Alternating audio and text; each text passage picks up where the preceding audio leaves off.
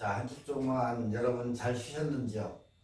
어, 요즘 코로나가 더 기승을 부려가지고 셧다운을 다시 시키고 있는데 어, 여러분들도 조심하시고 오늘 계속해서 수업을 이어가겠는데 전 시간에 얘기했던 라스베가스에 새로 이렇게 생긴 곳하고 사진을 찍을 수 있는 그런 곳을 오늘 설명해 드리고 바로 수업 직광에 대해서 들어가겠습니다.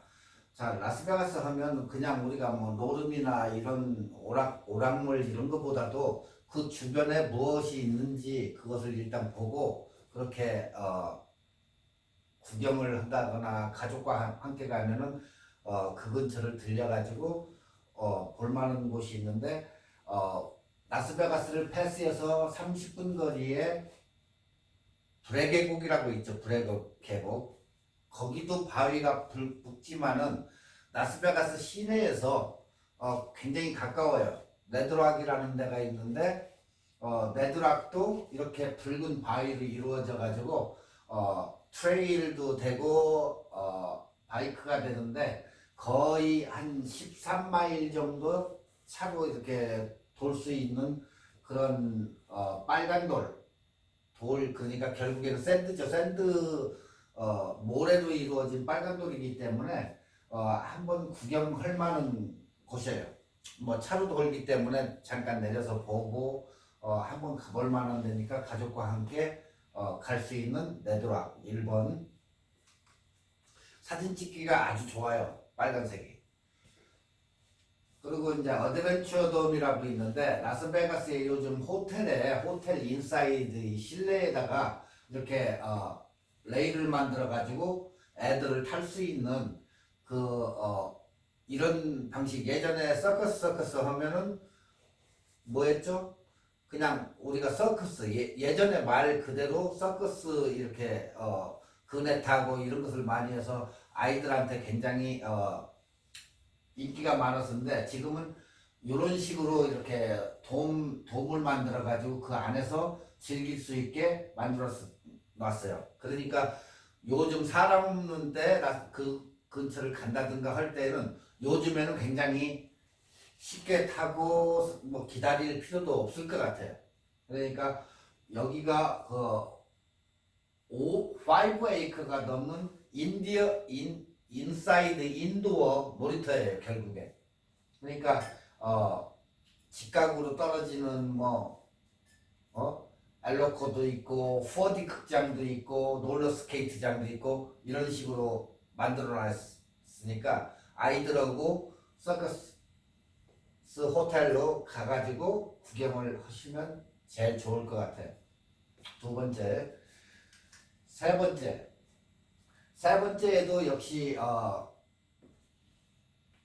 링 호텔이라고 해가지고 꼭대기에다가 하이 롤러 코스터를 이렇게 만들어 놓고 이런 식으로 만들어 놓고 탈 수 있게 30분간 탈 수 있는데 360도로 이렇게 뷰를 구경할 수 있으니까 여기도 한번 가시면 돼요. 주소는 3535 사우스 라스베가스 블루바드. 여기 세븐 매직 마운틴인데 12705 14602 사우스 라스베가스. 베가스에서 30분 남쪽으로 내려가시면 사막 한가운데 이런 조형물이 이렇게 컬러풀하게 이렇게 설치가 되어 있는데 스위스 아티스트, 스위스에서 소셜 메디어에 굉장히 유명한 아티스트 우고 론디노니 만드는 예술 작품이에요. 그러니까 이렇게 낮에 볼 때는 이런 식이고 밤에 볼 때는 이렇게 별하고 같이 이렇게 컬러풀하게 이렇게 보면은 굉장히 멋있으니까 요즘 핫스팟으로 소셜 미디어에 굉장히 핫스팟으로 떠오르는 데니까 한번 찾아가서 보는 것도 좋을 것 같아요. 다음 샹그리 아큐림인데 여기는 어디죠? 만달레베이가 그동안 뭐 이런 저희가 없었는데 호텔 안에다가 이렇게 거대한 수족관을 만들어 놓고 이렇게 여러 명이 들어가 가지고 이렇게 즐길 수도 있고 상어나 뭐 해양 동물을 그 수족관 유리 통로로 해 가지고 구경할 수 있게 이렇게 걸어가면서 볼 수 있게 이렇게 만들어 놨으니까 해양 공부를 한다든가 하는 아이들한테는 굉장히 좋을 것 같아요. 그러니까 한번 이렇게 만달레 베이도 한번 가가지고 보시면 될 것 같아요. 그리고 이제 뭐 뉴욕 뭐 그쪽이 이렇게 해가지고 롤러코스터를 이렇게 만들어 놨는데 더 빅 애플 코스터라고 해가지고 일단은 라스베가스 스트립에 들어가면 제일 눈에 먼저 이렇게 들어와요. 호텔 위를 이렇게 롤러코스터로 하면서 베가스 타운을 이렇게 즐길 수 있다는 거. 그러니까 여기는 4D이기 때문에 뭐 볼만할 거예요. 그 다음에 뭐 여러분 많이 아시는 곤돌라 아시죠? 여기는 베네치안 호텔. 베네치안 호텔 그냥 시그니처예요 이건. 그러니까 안 가보신 분들은 가가지고 이렇게 한번 타볼 수 있는 그런 경험을 가졌어도 굉장히 좋을 것 같아요. 그러니까 뭐 라스베가스지만 일단 이탈리아의 그 정치감 같은 것을 약간 느낄 수 있으니까 뭐 곤돌라 타고 노래해주면 그거 듣고 하는 것도 괜찮은 방법인 것 같아요. 그리고 뭐 이제 그 건너에 이제 M&M이 있는데 말 그대로 초콜릿이죠. 초콜릿인데 초콜릿 이 스토어 안에가 전 M&M에서 만든 초콜릿이 16가지 이 다른 색으로 조합해가지고 다양한 제품들이 있고 티셔츠도 팔고 해가지고 뭐 자기네 그 3D 영화도 상영하니까 한번 가가지고 아이들한테는 굉장히 좋을 것 같아요. 다음에 이제 벨라조 뭐 물쇼는 여러분도 많이 아실 거예요. 그러니까 이것은 뭐 그냥 넘어가죠. 벨라조는 뭐 거의 대명사니까 분수쇼는.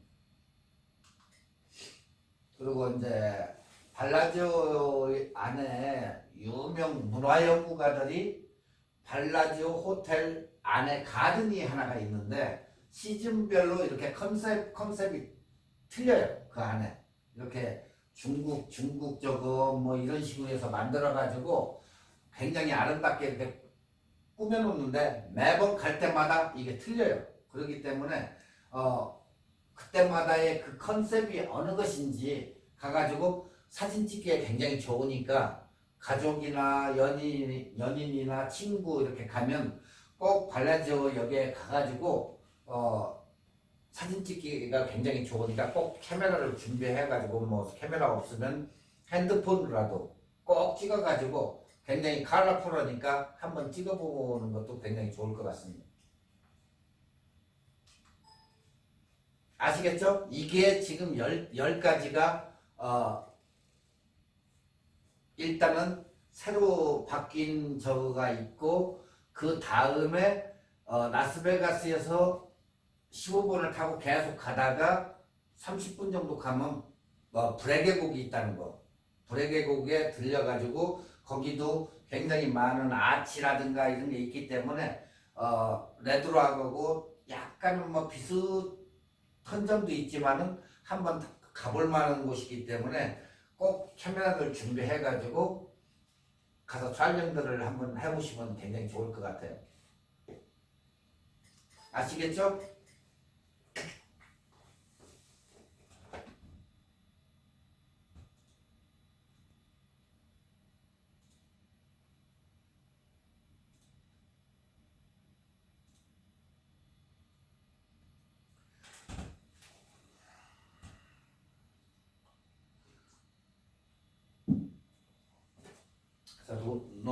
전 시간에 노출 보정 이제 하다 말았는데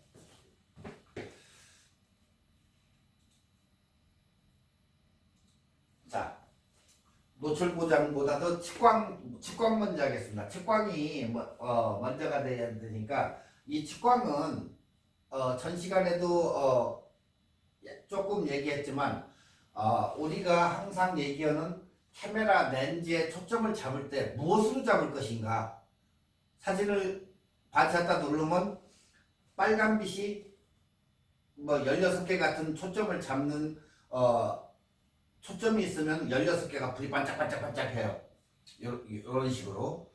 이게 초점이 딱 맞으면 불이 빡 이렇게 변해가지고 초점이 딱 맞아지는데, 보통 우리가 이렇게 초점 그 뷰파인더 안에 보면 자기가 어느 것이든 하나는 반짝반짝하는 게 있어요.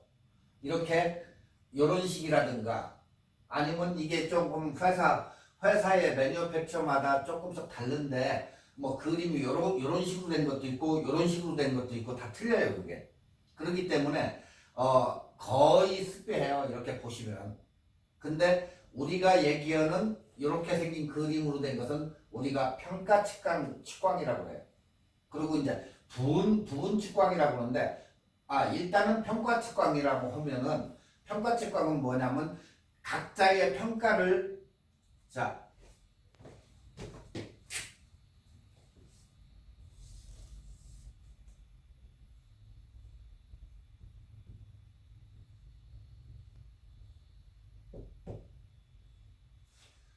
초점을 가운데다 맞춰가지고 누르면 이 전 부분이 초점이 맞는 부분들이에요 이게. 이걸 우리가 이제 평가 측광이라고 하는데, 얘는 8이 될 수도 있고 얘는 7이 될 수도 있어요. 이 가운데는 초점을 맞춘 부분이고, 근데 여기도 같이 초점이 맞아지면서 평균적으로 해가지고 똑같이 7, 어느 데는 밝은 데는 8도 될 수도 있고, 근데 이런 식으로 맞춰지는 게 우리가 평가 측광이라고 그래요. 평가 측광이라고 하고, 한 스팟만 찍는 것은 스팟 측광이라고 그래요. 그러니까 전 시간에 얘기했죠. 철망 안에 사람이 있는데 그 사람을 딱 집어가지고 찍을 때, 그러면 어떤 스팟이 돼야 돼요? 스팟 측광이 돼야 되겠죠. 그 사람만 하나 찍어가지고 철망은 흐릿하게 나오고 그 사람만 이렇게 딱 찍을 수 있게 하는 게 우리가 일반적으로 스팟 측광이라고 그래요. 그리고 전체적으로 나올 수 있는 거 중앙, 중점, 평균 측광이라고 이렇게 얘기를 해요. 근데 이게 어디가 있느냐, 카메라에 보시면 우리가 측광 모드를 확인할 수가 있어요. 카메라 위에 이렇게 보시면 지금 캐논 같은데, 이 그림은 캐논 렌즈 카메라 위에 이 모드 부분을 보면은 이런 식으로 해서 그림이 이런 식으로 나타나요. 조그 다이아를 이렇게 돌려보면 이게 짝짝짝짝 이렇게 넘어가면서 이 부분이 나타나요. 그러니까 보통 저 같은 경우는 스팟 측광 이거 점 하나 가지고 찍는데, 점 하나 가지고 찍을 때는 어떻게 한다고 그랬죠? 지난번에 예전에 얘기했죠. 초점을 반샷다를 누르면 불이 두르겠죠? 딱 들어요. 그래가지고 반샷다를 누른 다음에 찍는 것이 그게 스팟 측광이에요. 근데 그게 아니고 전체적으로 평가 측광은 딱 누르면은 빠바바박 여러 개 불이 들어요. 사람이 있으면 사람만 이렇게 불이 들을 것이라고요. 그리고 뒷 배경이 있고, 그때에 얘가 평가를 내는 거예요. 그 측광에 대해, 초점에 대해서. 그래서 어느 데는 7, 8 이게 약간씩 다른데, 그래서 전체 모드를 이렇게 잡는 거라는 거예요. 그러니까 전체 모드를 잡는 것은 평가 측광이다. 그리고 이렇게 부분적으로만 잡는 게 부분 측광. 그리고 점 하나로 해서 스팟 측광. 중앙, 중점, 평균 측광이라고 해가지고 이렇게 가운데 부분만 전체 잡히는 거. 자, 그러니까 우리가 단체 사진이나 이런 걸 찍을 때에는 뭘 찍어야, 어떻게 찍어야 돼? 평가 측광으로 많이 찍어야 되겠죠. 그렇다고 해서 스팟 측광 찍는다고 해서 안 찍히는 건 아니에요. 저는 막 항상 거의 이걸로만 찍으니까 그러면 우리가 야외에 나가가지고 산 위나 경치하고 같이 찍으려고 하는데 어떻게 찍어요? 일단은 사람을 자 뷰파인더로 봤을 때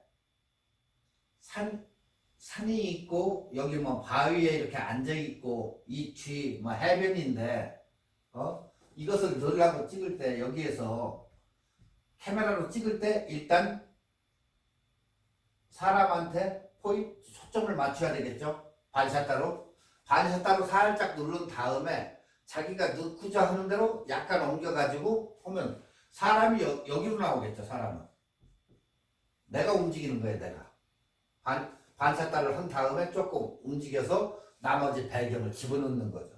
이런 식으로. 네. 그렇지만 평가 측광을 쓰시는 분들은 그냥 찍으시면 돼요. 관계없어요. 이거 대충 아시겠죠? 평가 측광, 부분 측광, 스팟 측광. 말 그대로 그림하고 거의 습비해요. 이거. 자, 지금 여기에 보시면 대부분의 카메라에서 표준으로 쓰는 게 평가 측광이다. 이렇게 이해하시면 돼요. 아시겠죠? 그러니까 거의 모든 피사체에 효과적인 범위의 측광 그런 모드예요. 이게. 그러니까 초보자들한테는 일단은 평가 측광이 굉장히 모든 게 이렇게 맞춰지기 때문에 여기는 조금 어두우니까 8, 여기는 7 이런 식으로 해서 다 맞춰지기 때문에 평가 측광이 굉장히 유리하다. 그리고 이제 부분 측광은 뷰파인더 중앙에 있는 이렇게 가운데만 전체가 잡히는 게 아니고 가운데 부분만 이렇게 동그랗게 해서 여기 불 들어오고 여기 불 들어오고 해서 가운데만 잡힐 수 있게 해가지고 역광장면 같이 밝고 어두운 그 영역에만 이렇게 밝게 찍는 거예요. 요 장면만. 그리고 중앙중점 평균 측광은 뷰파인더의 중앙에다가 중점을 두고 뭐 나머지 영역에서 평균치를 이렇게 구해요. 평균치를 구해서 찍는 거. 그 다음에 뷰파인더 스팟 측광은 뷰파인더 중앙에서 부분 측광보다 더 작은 영역, 점 하나이기 때문에 작은 영역을 딱 찍는 거예요. 그러니까 내가 요것을 놔두고 딱 찍는다고 했을 때 어때요? 평가 측광으로 찍으면 여기도 잡히고 할 거 아니에요. 그죠? 근데 스팟 측광으로 딱 찍을 때는 그 점 하나이기 때문에 자기가 찍고자 하는 인물을 찍을 때는 눈이나 콧등 이런 데를 딱 찍을 때에는 스팟 측광이 유리하죠. 네. 그러면 여기도 찍으면 얘를 갖다가 딱 찍었으면 어떻게 되겠어요? 주변에는 아웃포커싱이 되겠죠. 저거 하나만 딱 사두니까 그렇게 되는 거예요. 그러니까 뷰파인더 안에 물건을 갖다가 초점을 여기다 딱 맞췄을 때 스팟 측광으로 맞췄을 때 나머지 것은 아웃포커싱을 시키고 얘만 짱하게 나오는 거죠. 아시겠죠? 네. 자, 측광이라는 것은 빛의 세기를 재가지고 광도와 휘도와 조도를 재는 게 측광이에요. 측광. 그러니까 측광은 우리가 평가 측광이라고도 하지만은 그것을 갖다가 평균 측광이라고도 이렇게 얘기를 해요. 그러니까 평균 측광이나 평가 측광이나 같은 말이기 때문에 나중에 헷갈리게 이렇게 생각하시면 안 돼요. 측광은 평균 측광과 스팟 측광이 있는데 평균 측광도 평가 측광이다. 같은 얘기예요. 같은. 평균도 평가다. 그리고 스팟 측광. 그렇게 둘로 나눠진다. 그렇다면 측광은 왜 둘로 이렇게 나눠질까요? 이것은 우리가 찍는 그 사진에 이야기를 만들기 위해서 그래. 하나의 이제 사진을 찍으면 그 사진에도 모든 이야기가 있듯이 그 스토리를 만들기 위한 건데 우리가 찍어가지고 얼굴을 이렇게 반절로 봤을 때 전체가 환하면 어떻게 돼요? 밋밋하잖아요. 전 시간에도 얘기했듯이 밋밋하기 때문에 밋밋한 부분을 없이고 인물 사진을 찍었을 때 한쪽은 어둡고 반절은 어두운 부분이 가고 한쪽은 밝고 빛의 명암, 조도 이걸 따져가지고 인물 사진 같은 걸 촬영하는 거예요. 그렇기 때문에 스팟과 평균 측광과 스팟 측광이 그래서 나눠지는 거예요. 이게. 그러니까 우리가 인물 사진을 이렇게 가만히 생각해 보세요. 찍었을 때 그냥 깨끗하게만 전체가 다 나왔다 보면 그건 아무 포인트가 없잖아요. 그렇지만 스팟 측광을 이용해 가지고 사람을 찍었을 때는 명암에 굉장히 천차만별로 틀리는 거죠. 그래서 그걸 이해해 가지고 사진은 스토리를 만들어낸다는 얘기예요. 그러니까 이야기 주제거리를 만들어내는 거죠. 그렇기 때문에 평균 측광이나 스팟 측광은 우리가 찍을 때 엄청난 스토리가 전개가 된다는 얘기예요. 자, 그러면 아까도 얘기했듯이 사진의 윗부분을 이렇게 보면 오토포커스가 있고 드라이브가 있고 감도가 있고 이 부분 지금 이 부분을 보시면 이게 측광 모드인데 이것을 눌러가지고 조그 다이얼을 돌려보면 이게 첫 번째 얘기했듯이 바뀌어요. 평가로 가냐 스팟으로 가냐 중앙부를 할 것이냐 이게 세네 가지로 바뀌어요. 보통 그래가지고 자기가 평가 측광 그냥 일반적으로 모든 저거를 자동으로 쓴다고 했을 때는 평가 측광에 놓으시고 나는 점으로 해가지고 스팟 측광을 쓰겠다. 그럴 때에는 스팟 측광을 쓰시고 그러니까 인물이나 이렇게 한 사람을 딱 물건이나 뭐 인터넷에다 올릴 사진이나 이런 걸 찍으면 스팟 측광을 써야 빛의 명암이라든가 이런 게 생기지 만약에 평가 측광을 거기다가 대리분을 하면 얘도 깨끗해지고 얘도 깨끗해져요. 그러니까 자기가 뭘 찍느냐에 따라 가지고 스토리가 달라지는 거예요.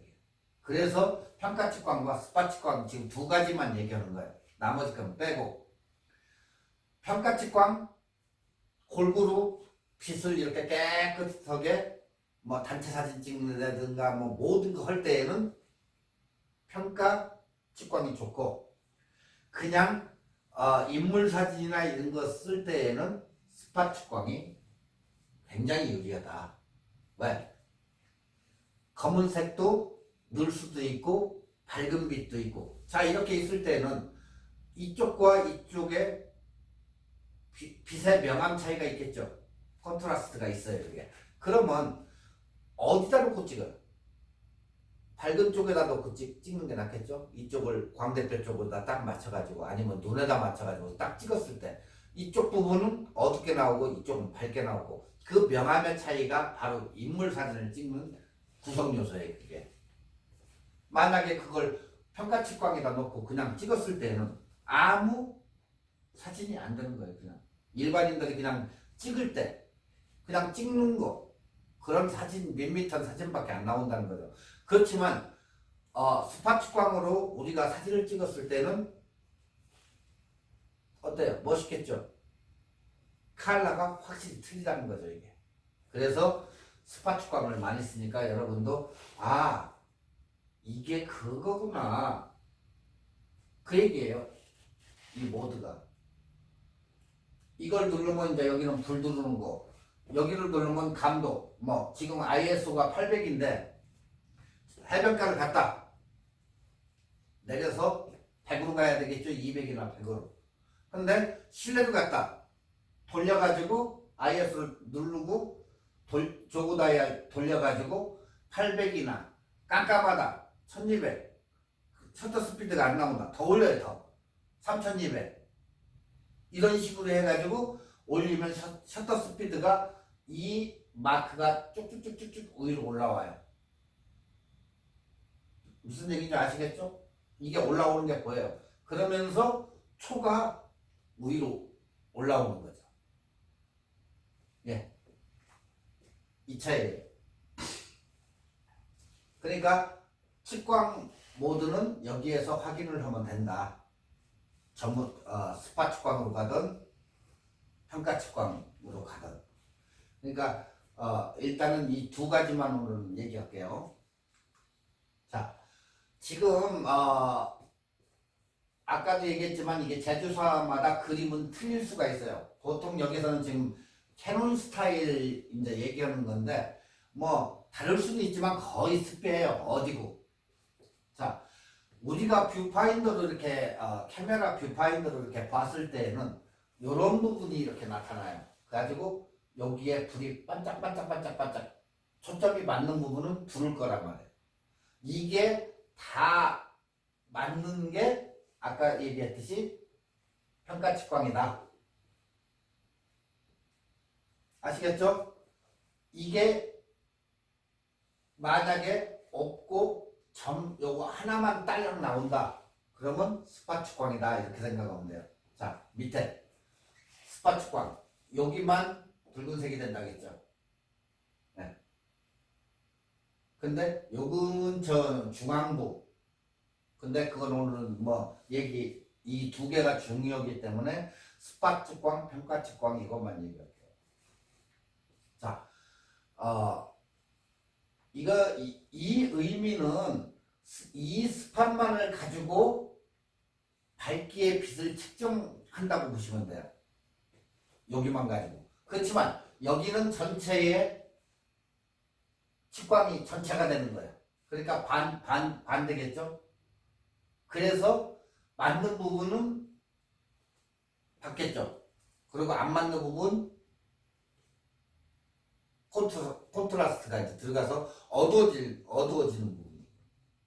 그러니까 이 두 가지로 대단원이 측광 모드는 두 가지로 이렇게 나눠가지고 얘기하는 거예요. 나머지 건 뭐 별 저기가 없으니까. 자, 지금 이게 매터링은 이 아까 제조사마다 이렇게 달랐다겠는데 매터링 이게 모드는 이 멀티 측광, 중앙부, 스파 측광, 나이콘은 이래요. 근데 캐논으로 오면은 이제 평가 측광, 그 다음에 부분 측광, 이건 캐논에만 있어요. 나이콘에는 없어요.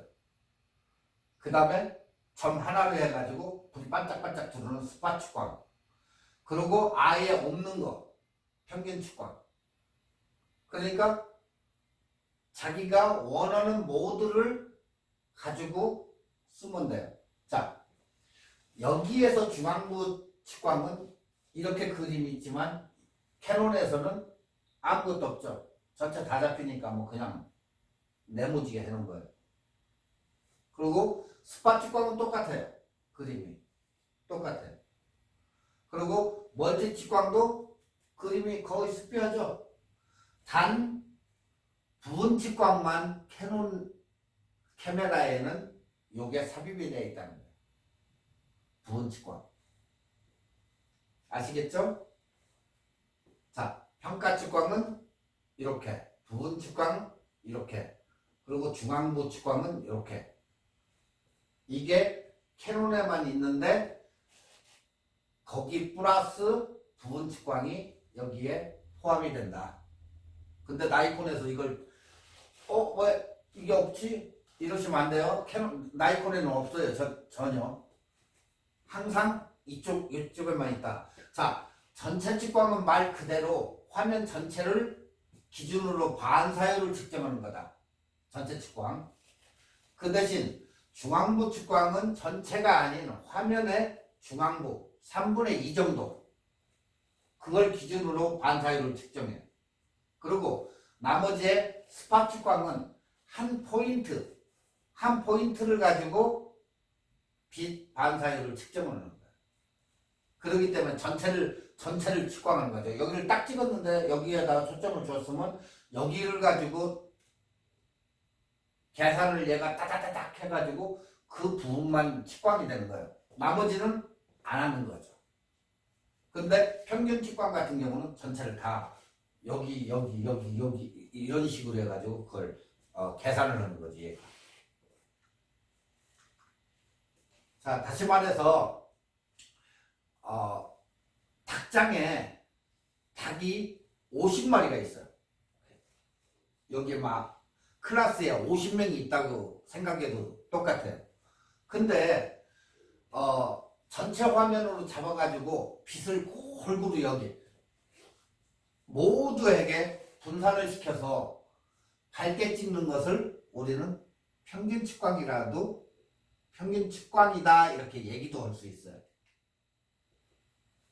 근데 스팟 측광은 화면 속에 한 부분 여기에 50명을 갖다가 딱 넣어놓고 나머지는 다 측정을 안 해요. 딱 한 사람 반장 그 사람만 측광하는 거예요. 그렇지만 반대로 평가 측광은 이 사람에 있는 부분을 다 측광을 하는 거예요. 이해가 되시죠? 네. 그러니까 스팟 측광은 닭 50마리, 사람 50명 그 부분의 사람만 딱 측광시키는 거예요. 네. 만에 하나 반대로 50명을 분란해 가지고 측광을 하는 방법은 평가 측광이다. 근데 지금 이 얘기를 하는 것은 조명이 없이 내추럴한 상태일 때 얘기를 하는 거예요. 그러니까 스튜디오나 이런 데는 거기는 큰 조명이나 이런 걸 쓰시는데 거기서 측광이 저거는 무의미해요. 무의미. 그러니까 없는 상태에서 지금 이것을 얘기하는 거예요. 자, 이것은 내가 표현하고자 하는 인물만을 노출잡기 위함일 때 피사체를 강조시키거나 더 부각시키고 나머지는 별로 신경을 안 쓴다는 얘기예요. 자, 지금 이 인물을 이렇게 사진을 찍을 때 내가 찍고자 하는 부위 광대뼈에다 맞춰가지고 스팟 측광을 찍을 때, 자, 반절 기준으로 두었을 때 어때요? 한쪽은 밝고 한쪽은 이렇게 어두워져요. 명암 차이가 현저하게 일어난단 말이에요. 그렇지만 반대로 평가를 잡았을 때는 여기도 밝고 여기도 밝고, 왜? 여기도 계산을 해가지고 얘가 평균 측광값을 딱딱딱딱 매기기 때문에 전체가 밝게 나온다는 거죠. 그렇지만 우리가 중앙부 스팟 측광을 썼을 때 딱 찍었다. 이쪽은 밝고 이쪽은 어두워진다는 거죠. 그래? 자, 이걸 갖다가 우리가 반대로 어디다 대립을 시키죠? 꽃을 찍을 때 접사나 이런 걸 할 때 스팟 측광으로 할까요? 평가 측광으로 해야 될까요? 당연히 스팟 측광으로 찍어요. 왜? 명암의 대비가 있기 때문에. 그러니까 꽃 한 송이를 찍을 때 잎들이 다 이렇게 갈라져 있는데 이쪽에다가 주어가지고 찍었을 때는 거기는 굉장히 클리어하고 깨끗하겠지만 반대편 쪽은 명암이 들어갔기 때문에 어두워지겠죠. 바로 그 얘기예요. 그래서 이 스팟 측광이 굉장히 접사나 꽃을 찍는다든가 인물 사진을 찍는다든가 할 때에 스팟 측광을 많이 쓴다. 그러니까 내가 찍고자 하는 부분만 부각시키고 나머지는 신경 안 쓴다고 보시면 돼요. 껌든 말든 나는 요것만 부각시킨다. 아시겠죠? 그러니까 어두운 부분과 밝은 부분을 묘사를 더욱 강조하는 거예요. 결국에 촬영자인 그 사람의 의도에 맞춰 가지고 찍어지는 거죠. 아시겠죠? 여러분도 집에서 해보세요. 측광 모드로 해서 이 스팟 측광에다 맞춰가지고 한번 찍어보시고 평균으로도 한번 찍어보시고 이렇게 하시면 아 이게 달라지는구나 하는 것을 느낄 거예요. 그렇다고 해가지고 뭐 스팟 측광으로만 아무 데 가서 찍는다고 해서 뭐 사진이 안 찍히는 건 아니니까 이런 때에 찍는 거 요것을 말씀드리는 거예요. 그러니까 스팟 측광만 잘 알아도 사진 초보자는 면해요. 네. 왜 그러냐면 사진을 보면은 스팟 측광으로 찍으면 이 하이라이트가 틀리걸랑 이게 한쪽은 밝고 한쪽은 어두운 부분도 늘 줄 알고 이게 굉장한 얘기예요 이게. 일단 이렇게 찍어놓으면 사진이 완전히 달랐잖아요. 그러니까 이 사람의 촬영자의 의도, 이 사람의 스토리가 뭔가 그걸 보는 거예요. 자, 이 사람은 지금 인물 사진을 찍으면서도 스토리를 만들어내고 있잖아요. 어두운 빛과 자연히 이렇게 검어지는 이런 스타일로. 그러니까 구도는 여러분이 신경 쓸 때 스팟 측광으로 해가지고 한번 찍어봐라. 뭐 오늘 와이프 계신 분 아니면 걸프렌드 놔두고 스팟 측광으로 해가지고 한번 찍어보세요. 이렇게 사진이 달라져요.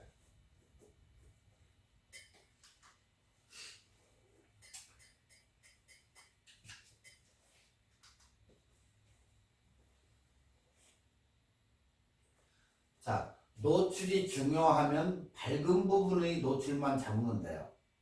그러니까 일반적으로 너무 밝지 않고 너무 약하지 않은 중간 이상의 노출을 잡는 게 좋다. 자, 그게 무슨 얘기냐?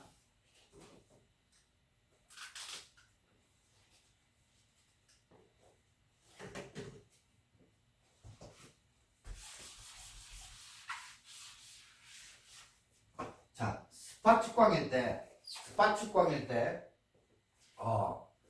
만약 하나 꽃을 찍는다고 봐봐요. 자, 근데 이 부분은 굉장히 밝아. 뭐 밝음이 100이라고 쳐봐요. 100% 밝다. 제일 밝아요, 얘가 100. 자, 그 다음에 밝은 부분이 또 있죠, 여기. 여기는 80. 그 다음에는 60. 점점 어두워지겠죠, 뒤로 가면 갈수록. 그때에 100에다 놓고 100에 있는 부분을 초점을 맞추지 말고 초점을 그 두 번째나 세 번째 여기다 맞춰가지고 사진을 찍으라는 거예요. 초점을. 너무 밝은데 하면 사진이 틀려지기 때문에 밝을 저거가 있으니까 거의 두 번째나 세 번째 이런 데에 노출을 잡으면 좋다. 그 얘기예요 지금. 또 너무 약하면 또 안 되니까 그렇다고 반에다 맞추면 안 되겠죠. 그거보다 위로 약 80% 정도 그런 정도의 노출을 잡는 게 무조건 좋아요. 이제 여러분께서 이제 노을 같은데 해변에 가서 노을 같은데 이런 게 찍었을 때도 노을이 저쪽에서 굉장해서 빨갛게 해가지고 이쪽으로 오면은 그 부분에 80% 정도 이 정도 두 번째 밝은 그 부분을 초점을 거기다 맞추라는 거예요. 그러면 반대쪽은 어떻게 되죠? 굉장히 검겠죠. 피사체가 여기 서 있으면 저쪽은 굉장히 밝기 때문에 여기는 분명히 검게 나와요. 그건 방법이 없어요. 그건 어떻게 해줄 방법이 없어. 그러니까 이 피사체는 일단 신경 쓰지 말고 찍는 게 제일 좋아요. 그럴 때 아니면은 프레시를 켜야 되는데 그렇게 되면 사진이 무의미해 하니까 신경 쓰지 말고 찍는 게 좋아요. 근데 어느 날 어느 때인가 저쪽이 굉장히 노을이 밝아가지고 친구를 여기 세워놨는데 찍을 때 카메라를 어떻게 싹 돌렸어. 근데 갑자기 사진이 밝아지는 때가 있어요. 그런 경우도 있어요. 그게 왜 그러냐? 왜 밝아지느냐? 자, 사진을 내가 이렇게 찍으려고 노을이 이쪽이 굉장히 밝은데 사람은 피사체, 사람은 여기에 있어요. 같이 찍어주려고 했는데 어떻게 하다 이렇게 탁 움직였을 때 굉장히 밝아졌다가 다시 어두워져요. 그게 왜 그러냐면 여기에 보면 AL이라는 노출 고정 버튼이 있어요. 이렇게 카메라 지금 가지고 계신 분들은 한번 보세요. 거기에 보면 카메라에 보면 AEL이라고 있는데 이게 노출 고정 버튼이에요. 노출 고정 버튼. 그것을 갖다가 눌러놓지 않을 때 왜? 노출을 고정을 시켜놨으면 딱 고정시키고 움직였을 때는 절대 빛이 밝아진다든가 이게 없는데 노출을 고정을 안 해놓고 싹 돌렸을 때 굉장히 밝아지는 게 느껴요. 그러니까 항상 노출을 고정을 시켜야 되는데 항상 노출 고정 버튼은 AEL 버튼이라고 누르면 노출이 이렇게 고정이 돼요. 그러니까 노출이 움직여도 노출이 딱 고정되어 있는 거죠. 캐논 카메라는 어디에 있죠? 지금 딴 카메라도 소니나 이런 데 보면 AL이 있어요. 이렇게. 그렇지만 소니는 이 별표가 여기 이게 캐논 카메라인데 캐논 카메라는 별표가 돼요. 별표를 딱 누르면 노출이 고정이에요. 그냥. 아시겠죠? 캐논 카메라는 별표가 노출을 고정시키는 거고 소니나 이쪽 카메라들은 AEL이라는 거. 이게 어디다 쓰는 물건인가 하고 저거 왜? 여러분들이 매뉴얼을 안 읽어보기 때문에 AL이라는 것을 절대 몰라요. 이게 뭐지? 아니 뭐 있으니까 뭐 나중에 보지 하고 그냥 넘어가는 거예요. 그러니까 AL은 뭐다? 노출 고정 버튼이다. 캐논은 이렇게 별표로 되어 있다. 몽블랑 만년필이 아니고요. 버튼을 누르면 노출이 고정이 된다. 아시겠죠?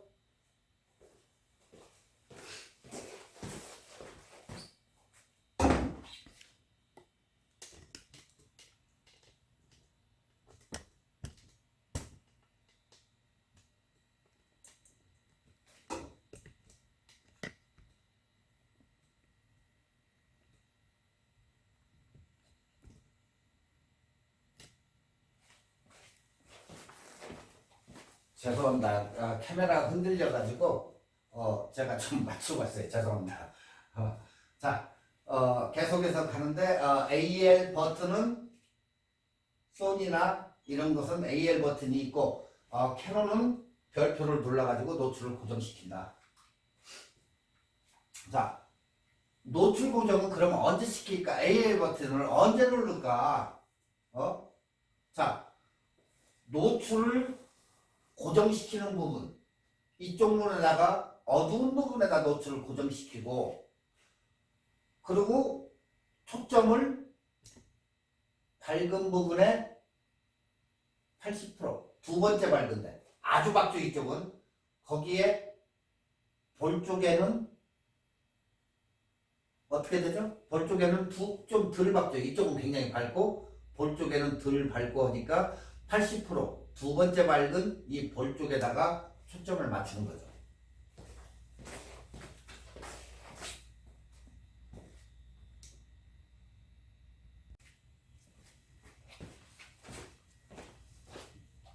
카메라가 이상이 있어서 자꾸 왔다 갔다 해서 죄송합니다. 일단은 지금 사진을 보시다시피 얼굴의 명암이 아까 본 사진하고 똑같은데 반반으로 이렇게 나눠지죠. 스파축광으로 찍었을 때. 그러면 어두운 부분과 밝은 부분이 있는데 촬영자가 어두운 부분에다가 노출을 고정 AL 버튼을 누르셔야 되겠죠. 그리고 초점은 셔터를 눌러가지고 초점은 반셔터를 눌러가지고 초점은 여기다 잡는 거예요. 아시겠죠? 그러니까 노출 고정하고 초점을 잡는다. 이해가 가십니까? 쉽잖아요. AL 버튼 눌러가지고 여기에다가 딱 고정시킨 다음에 그리고 약간 움직여서 초점을 두 번째 밝은 80% 정도 되는 데에다가 초점을 누르고 찰칵 찍으면 된다는 얘기예요. 그러면 사진이 이런 식으로 나오는 거죠. 아시겠죠? 뭐 복잡하다고 얘기하는 사람이 있어요. 그래서 어떤 사람들을 그런 분들을 위해 가지고 이게 또 쉽게 가는 방법이 있어요. 자, 그러면 M 모드로 가야 되는 거예요. M 모드, 매뉴얼 모드. 사람들이 매뉴얼 모드, 그건 못해요. 왜 못해요? 매뉴얼 모드는 내가 만져가지고 하는 뭐 그것만 딱 계산하는데 그렇지 않아요. 모두가 M 모드 하면 겉버튼에 난 프로가 아닌데 그거 아니에요. M 모드가 이거보다 더 쉬워요. M 모드는 지금 간단히 얘기해가지고 딴 거 만들 게 뭐가 있어요? 조리개는 건들지 말고 간단히 셔터 스피드만 올리면 똑같아져요. 네. 그러면 빛을 조금 더 주고 적게 주고 할 수 있기 때문에 셔터 스피드만 올렸다 내렸다 하면 되는데 매뉴얼 모드가 훨씬 편한 거지 이게. 근데 사람들이 거의다가 이놈의 M 모드를 겁내해요. 안 갈라 그래. 이 조리개 모드나 이런 데 가가지고 자꾸 저거 하려고 그러지. M 모드는 거의 안 가려고 하는데 M 모드는 이렇게 더 쉽다는 거예요. M 모드. 그러니까 자꾸 겁내 하시지 마시고 M 모드를 자꾸 찍어보세요. 왜 그냐면 셔터 스피드만 올려주면 되걸랑요. 그러니까 간단해요. 그러니까 여러분 집에서 연습을 해보세요. 그러면 이게 M 모드가 사실적으로는 더 쉬워요. 아시겠죠? 자, 평가 직광. 평가 직광은 멀티 직광이나 평가 직광이나 뭐 같은 얘기인데 평가 직광, 즉 멀티 직광이나 평균 직광이라고 하는데 이건 과연 언제 쓸까? 언제? 과연. 자, 평가 직광. 아까 전체적 초점을 노출을 잡아가지고 계산한다고 그랬죠? 전체적인 한 화면에다 이렇게 잡을 때 그때 사용하는데 우리가 여행을 간다든가 아니면 뭐 어디 관광을 간다든가 아까처럼 라스베가스를 간 시내 같은 데 가가지고 전체적인 스토리가 한 그 스토리가 아니고 전체적인 스토리를 잡을 때 자, 뭐 학교 세미나를 한다든가 학생들 여기 수업 오는 거 이런 걸 찍을 때는 이게 하나의 전체적인 스토리잖아요. 그럴 때에는 평가 측광을 쓰는 거예요. 평가. 여기저기 이렇게 잡히게 해가지고 전체를 잡아가지고 쓴다 해서 평가 측광. 자, 근데 이게 측광 모드는 거의 A 모드에서 사용을 해 이게. 그러니까 여러분이 쓰시는 카메라가 어느 분은 캐논을 가지고 있고 어느 분은 나이콘을 가지고 있고 뭐 놀레이 가지고 있는 분도 있고 펜탁스 가지고 있고 다 틀려요 이게. 각자만의 그 카메라의 특성이 있기 때문에 여러분이 매뉴얼을 안 읽어보면 또 안 찍어보면 이게 어떻게 되는지 몰라요. 그래서 매뉴얼이 굉장히 중요해요. 그러니까 이 A 모드 오케이. A 모드 부분 측광이 뭐고 거기에 대충은 나와 있어요. 세세하게는 안 나왔지만 그게 읽어보면 이게 이렇게 되는 거구나 하고 느낄 수 있는데 그걸 전혀 보통 카메라 사면 그건 안 봐요. 배터리 넣는 게 어디고 이건 CF 카드를 어디다 넣는 건지 요런 것만 대충 알면 끝이야. 찍는 것은 어떻게 찍고 뭐 이거 거기에 대충 사용 설명서가 나와 있는데 거의 안 본다는 거예요. 그러니까 여러분은 오늘 즉시 카메라 가지신 분들은 한 번씩 뭐 심심할 때, 뭐 매일 읽으라고는 안 해요. 심심할 때 아니면 화장실에다 갖다 놓고 화장실 사용할 때 앉아가지고 그거 한 번씩 읽어보든지 하는 게 굉장히 유리하고 좋아요. 그렇게 해가지고 이렇게 찍을 수 있게 매뉴얼이 이게 이렇게 되는 거구나, 평가 측광과 스팟 측광이 이런 때 찍는 거구나, 어떻게 하는구나, 이걸 모르잖아요. 아까 같이 AEL 이게 뭐는 거야? 몰라. 이런 식으로 하지 말고 이건 초점을 이런 때 여기다 맞춰가지고 딱 고정시키고 살짝 움직여서 밝은 쪽 80%두 번째 밝은 데에다가 맞춰가지고 셔터를 누르는구나. 이런 건 아셔야지. 그죠? 네. 그러니까 지금 이 두 개의 사진을 이렇게 봤을 때 여기는 굉장히 밝죠. 여기가 좀 덜 밝잖아요. 그래서 초점을 여기다 맞추고 찍은 거예요. 이거. 여기도 사진이 지금 굉장히 밝은 부분에다가 선택을 안 하는 거예요. 약간 두 번째, 여기 굉장히 밝죠. 여기가 좀 덜 밝잖아. 그러니까 덜 밝은 쪽에다가 초점을 맞추고 찍는 거예요. 아시겠죠? 네. 이제 거의 이해를 하셨을 거예요. 자, 지금 여기에 인물 사진도 스팟 측광으로 해서 눈에다 초점을 잡았죠. 네. 자, 여기 같은 경우는 여기에다가 노출을 갖다가 맞추고 그리고 요 점에 있는 부분에다가 초점을 맞춘 거예요. 아시겠죠? 이제 어떻게 하는지. 자, 지금 해변가에 가가지고 찍은 사진도 여기는 굉장히 밝잖아요.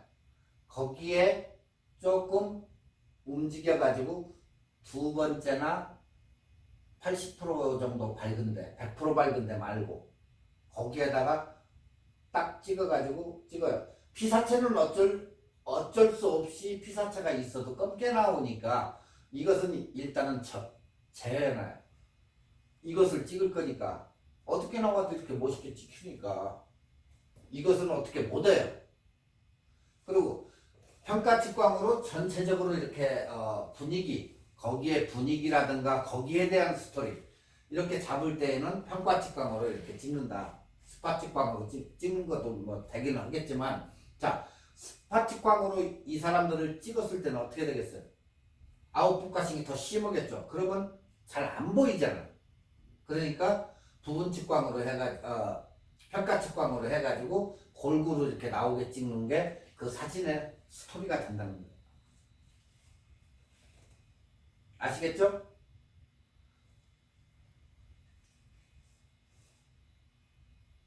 이해가 가실 거예요, 이제.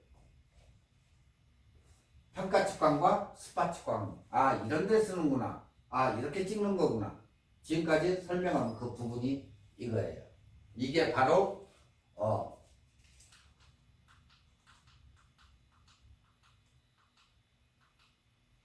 측광이 무엇인가, 그걸 오늘 설명을 해드린 거예요. 이제 거의 다 아셨으리라 믿어요.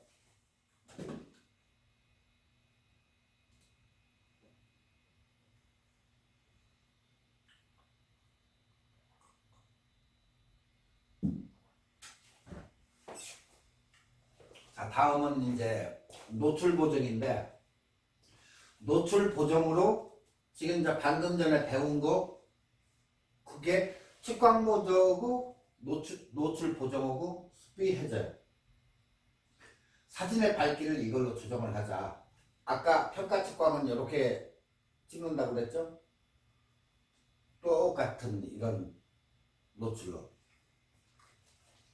자, 노출 보정은 말 그대로 크게 두 가지 기준점이 있어요. 노출 보정은 두 가지 기준이 뭐냐? 뭘로 달라지냐? 전자식 액정이 있고 광학식 뷰파인더가 있어요. 그러니까 전자식 액정은 뭐예요? 미리 보면서 촬영하죠. 특히 미러레스 같은 소니 뭐 미러레스 같은 거 보면서 하잖아요. 안 그러고 광학식 뷰파인더는 뷰파인더를 우리가 보고 찍죠. 그 차이예요. 자, 그러면 전자식 액정으로는 뭐가 있나? 결과를 미리 보면서 찍지만 광학식 뷰파인더는 그럴 수가 없다. 근데 미러레스는 우리가 보면서 구도를 잡고 보면서 그 결과물을 알고 찍죠. 핸드폰도 역시 거기 삐뚤어졌어. 이쪽으로 좀 와. 고개 들어. 핸드폰은 그게 가능해요. 딱 보고 나가지고 그걸 결과물을 보니까.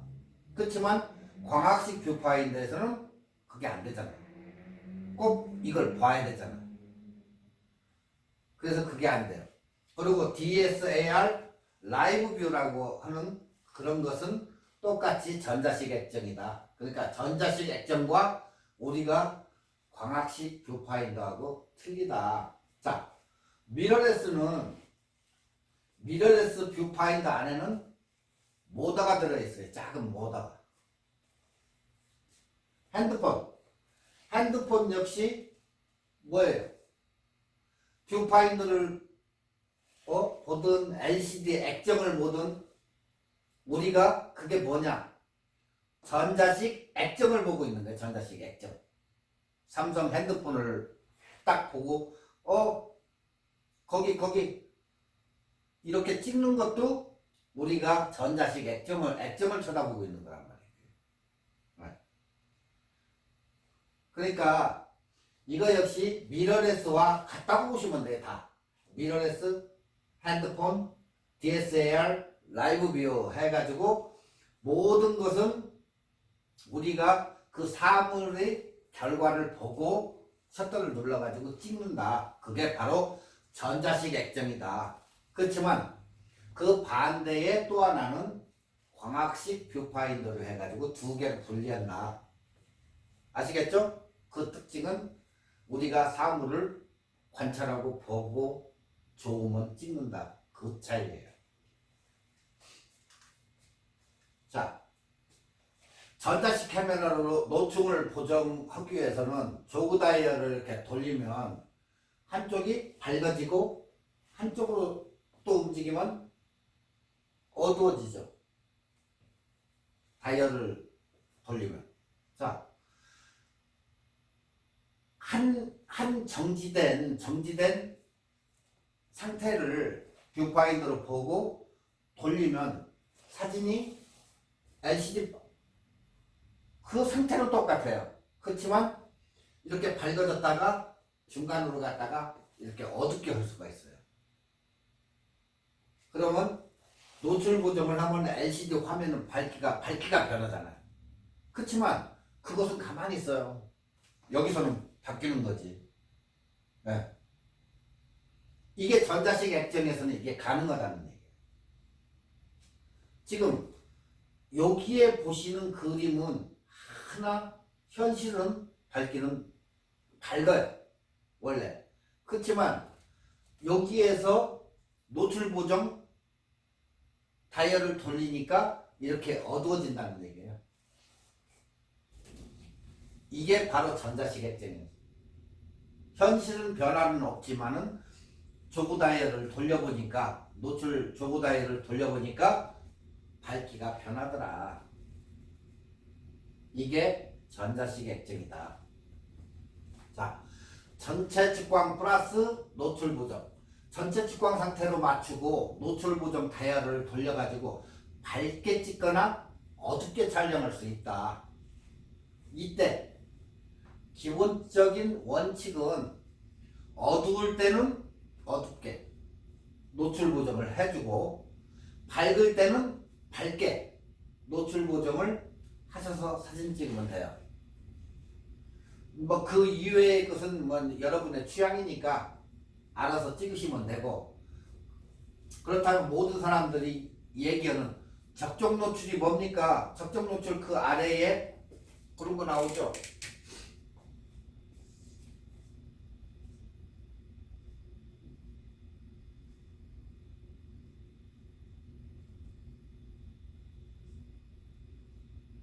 이런 거 보이시죠? 그래가지고 화살표가 왔다 갔다 하죠. 0이 올 때가 적정 노출이다. 그렇지만 제로가 여기 제로가 적정 노출인데 이 뜻은 뭐냐? 그레이 칼라가 18%라는 얘기다. 그레이 칼라. 단지 지금 촬영되는 사진의 밝기의 평균이 18%의 그레이 칼라다. 여기 가운데 중심점이 제로인데 제로. 여기가 이게 이제 밝기를 갖다가 올렸다 내렸다 하면 이쪽으로 가면 밝아지죠. 이쪽으로 가면 어두워지고. 근데 여기가 18% 그레이 칼라 밝기의 18%예요. 거기가 뭐 다른 의미는 없어요. 여기다가 적정 노출이다 하고 찍는 데가 18% 그레이라는 얘기예요. 나중에 또 적정 노출 제로에 놨을 때 그레이가 몇 프로입니까? 하니까 몰라요. 안 배웠는데 하면 참 곤란합니다. 18%라고 분명히 얘기했어요. 18%. 뭐 이거 뭐 어디 나중에 시험 볼 때 나올지도 모르지만 하여튼 일단은 머릿속에다가 적정 노출 제로는 그레이 칼라가 18%였구나. 그거 아시면 돼요. 뭐 그냥 그렇다는 의미지 뭐 그냥 여러분께서 머릿속에다가 상기시켜가지고 그냥 아르라는 뜻이에요. 그거 뭐 이거 아무 의미 없어요.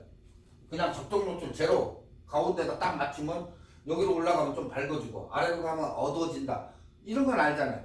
그렇지만 0이 18%가 그레이 칼라가 그거 뭐 굳이 알아도 되고 몰라도 돼요. 사실 네, 의미는 두지 말아요. 이렇다는 것만 아시면 돼요. 그러니까 단지 촬영자가 노출을 맞춰서 예뻐 보일 때 이쪽으로 가가지고 밝을 때 예쁘다. 아니면 조금 한 스탑을 내리니까 이때 이쁘다 하면 그때 찍으면 돼요. 그러니까 굳이 의미를 둘 필요는 없다는 거죠. 단 적정 노출은 제로일 때가 적정 노출이다. 이것만 아시면 돼요. 여기가 적정 노출이다. 이렇게 뭐 우겨도 상관없어요. 여기가 이쁘면 여기다 놓고 찍는 거예요. 한 스탑 위로 올라가서 밝게. 그러니까 취향이니까 여러분 절대 수치를 누가 뭐 얘기한다고 해서 그거 할 필요 없어요. 여러분 개인 취향이니까. 그러니까 나는 좀 밝은 사진을 원해 항상. 그럼 항상 한 스탑 위로 올려가지고 노출을 잡아주면 되는 거고 굳이 0에다 놓고 나는 적정 노출 0 고집해가지고 찍을 필요는 없다는 거예요. 좀 어둡게 찍어도 되고 한 스탑 아래로 그렇게 해가지고 찍으면 됩니다. 그러니까 뭐 누구의 말 들을 것도 없고 사람은 다 개인마다 취향이 달라요. 그렇기 때문에 여러분 취향에 맞춰가지고 찍는 게 제일 좋은 방법이라는 거. 그잖아요? 누구 얘기 들을 필요 없어요. 자기 개인의 취향에. 그렇기 때문에 이 사진을 찍다 보면 천만민만 찍으러 다니는 사람이 있고 빌딩 찍으러 다니는 사람이 있고 다 틀려요. 그러니까 자꾸 남의 사진을 평가하지 말라는 거예요. 그게. 남의 사진 평가해서 뭘 건데. 자기나 잘 찍으면 되지. 바로 그 얘기예요. 굳이 그거 사진전 가서 봐가지고 사진전 그 걸리는 거 보면 저 사진 어떠냐 해가지고 뭐 구도가 삐뚤어졌네 이렇게 찍으면 안 된다. 왜 남의 사진 평가해? 자기만 알고 있습니다. 이 사람은 왜? 그 촬영자가 그 사람이 의도한 대로 찍는 거기 때문에 굳이 그럴 필요는 없다는 거예요. 한국말로 너나 잘하세요. 그 얘기예요. 여러분도 개인 취향마다 다 다르기 때문에 여러분이 좋아하는 거 밝게 찍던 어둡게 찍던 적정 노출 이런 거 신경 쓰지 마시고 많이 찍으세요. 많이 찍어서 사진이 자기 것이 되도록 찍으면 돼요. 오늘 여기까지만 하고 다음 시간에 계속해서 넘어갈게요. 자, 수고하셨습니다. 오늘 여기까지만 할게요.